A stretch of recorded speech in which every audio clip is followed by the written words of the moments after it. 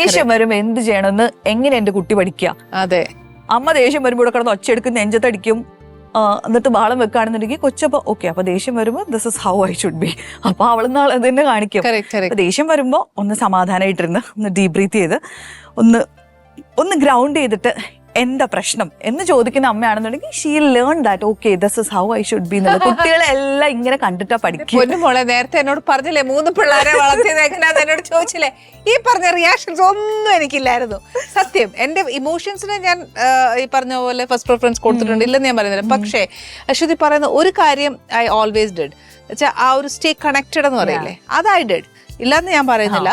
At least എന്റെ emotion ആദ്യം work ചെയ്താൽ പോലും ലേറ്റർ ആക്കി അവര് അത് ഇന്ന കാരണം കൊണ്ടാണ് അവരെ എന്നോടിലേക്ക് അടുപ്പിക്കാൻ ശ്രമിച്ചിട്ടുണ്ട്. അത് മനഃപൂർവ്വമാണോ എന്നറിയത്തില്ല, തമ്പുരാന്റെ കൃപ കൊണ്ടാണോ എന്നറിയത്തില്ല, ഏട്ടന്റെ അമ്മ പഠിപ്പിച്ചെന്നൊരു രീതി ആയതുകൊണ്ടാണോ എന്നറിയത്തില്ല.